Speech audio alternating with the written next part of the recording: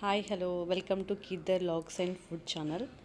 Please like share and subscribe to my channel. ఈరోజు మనం చూడబోయే రెసిపీ ఏంటంటే ఎగ్ కుర్మా. ఎగ్ కుర్మా ఈ విధంగా ట్రై చేయండి, చాలా బాగుంటుంది. దీనికి కావాల్సిన ఇంగ్రీడియంట్స్ ఏంటో చూసేద్దాం ఇప్పుడు మనం.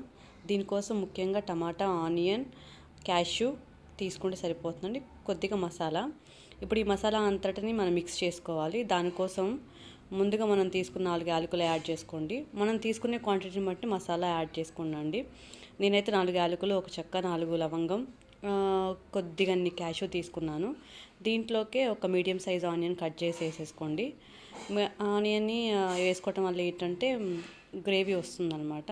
కుర్మాకు కూడా చాలా బాగుంటుంది. అలాగే కట్ చేసి పెట్టుకున్న టమాటాస్ కూడా యాడ్ చేసేయండి. వీటన్నిటిని ఫైన్గా మెత్తగా పేస్ట్ పట్టి తీసేసుకోండి. ఇప్పుడు ఏదైతే మనం ముందుగా బాయిల్ చేసి పెట్టుకున్నామో ఎగ్స్ని, వాటిని పైన పొట్టు తీసేసి పక్కన పెట్టేసుకోండి. అలాగే కడాయి తీసుకొని స్టవ్ మీద పెట్టేసుకొని మనకి తగినంత ఆయిల్ ప్యాన్లో వేసేసుకోండి. మన టేస్ట్ తగ్గట్టు వేసుకోండి. ఆయిల్ హీట్ అయిన తర్వాత దాంట్లో చిటికెడంత పసుపు, ఒక హాఫ్ టేబుల్ స్పూన్ అంత సాల్ట్ వేసుకొని, ఇవి ఎందుకంటే మనం ఎగ్స్ వేయించడానికండి. దానికోసం ముందుగా పసుపు, ఉప్పు ఆయిల్లో కలిసేటట్టు కలపండి.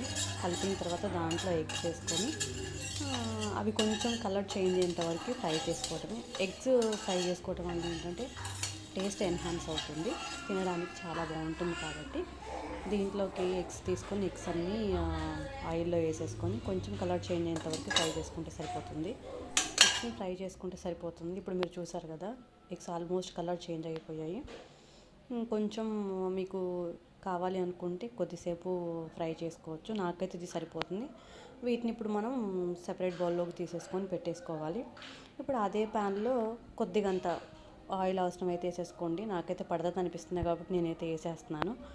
ఆయిల్లోనే పోపు గింజలు వేసేసుకోండి. పోపు గింజలు యాడ్ చేసేసుకోండి. శనగపప్పు, మినప్పప్పు, కొద్దిగా ఆవాలు, జీలకర్ర ఇవి యాడ్ చేసేసుకోండి. ఆవాలు యాడ్ చేసుకోండి.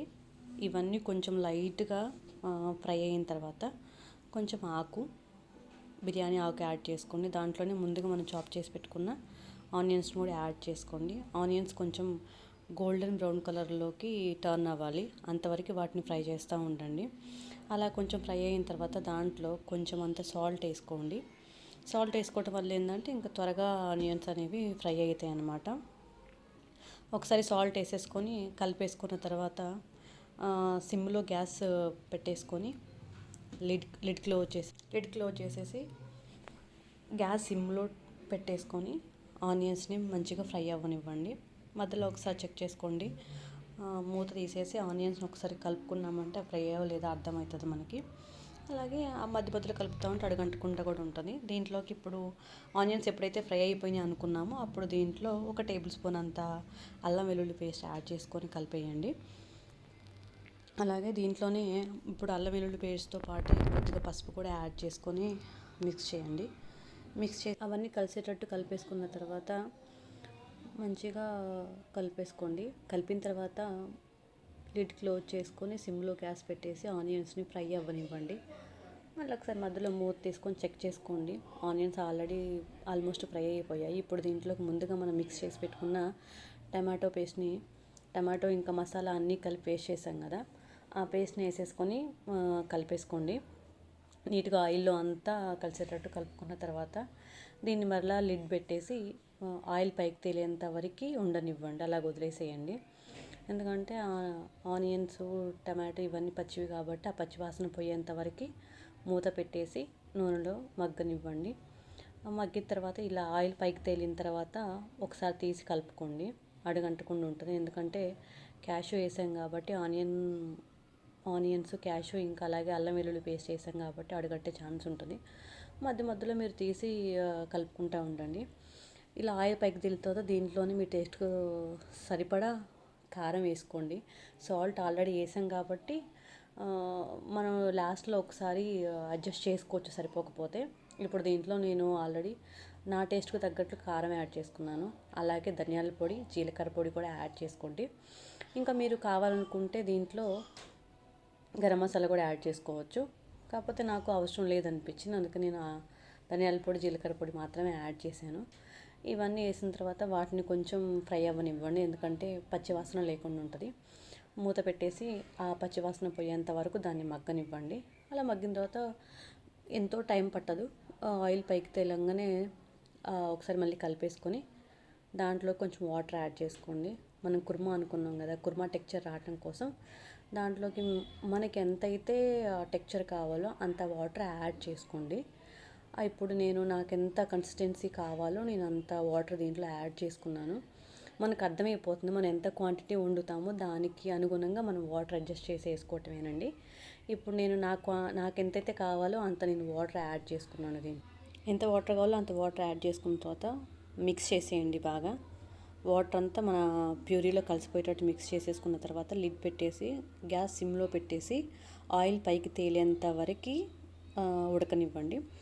ఆయిల్ పైకి తేలితే ఏంటంటే దాంట్లో గ్రేవీలో అంతా కలిసిపోయి ఉంటుందన్నమాట. ఇలా పైకి ఆయిల్ తేలిన తర్వాత లిడ్ ఓపెన్ చేసేసుకొని దాంట్లోకి ముందుగా మనం కొంచెం క్రీమ్ యాడ్ చేసుకోవాలండి. క్రీమ్ యాడ్ చేసుకోవడం వల్ల టేస్ట్ చాలా బాగుంటుంది. కుర్మాలోకి అయితే పర్టికులర్గా క్రీమ్ ఉంటే ఇంకా చాలా బాగుంటుంది.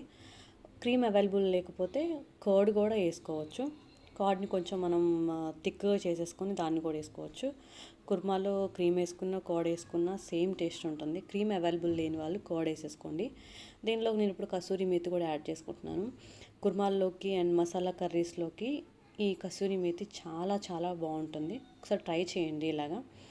ఇప్పుడు దీంట్లోనే మనం ముందుగా ఏదైతే ఫ్రై చేసి పెట్టుకున్నామో ఎగ్స్ ఫ్రై చేసి పెట్టిన ఎగ్స్ని దాంట్లో వేసేసి కలిపేసుకోండి.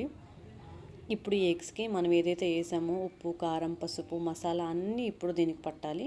సో కొద్దిసేపు దీన్ని మూత పెట్టేసుకొని గ్యాస్ సిమ్లో పెట్టేసుకొని చక్కగా ఆ ఎగ్స్కి అంతా పట్టేంత వరకు ఆయిల్ పైకి తేలేంత వరకు మూత పెట్టి ఉడికించుకోండి.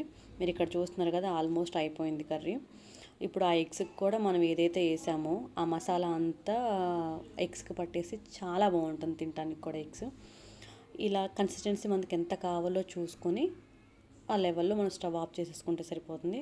ఇప్పుడు నాకు ఇక్కడ ఇంత కన్సిస్టెన్సీ సరిపోతుంది, ఎందుకంటే స్టవ్ ఆపేసి చల్లారిన తర్వాత ఇంకొంచెం చిక్కబడుతుంది కాబట్టి ఈ స్టేజ్లో నేను ఆపేసుకుంటున్నాను. ఒకసారి ఈ విధంగా ఎగ్ కుర్మా ట్రై చేసి చూడండి. ఎలాగొచ్చిందో కామెంట్ చేయండి. Please like, share and subscribe to my channel.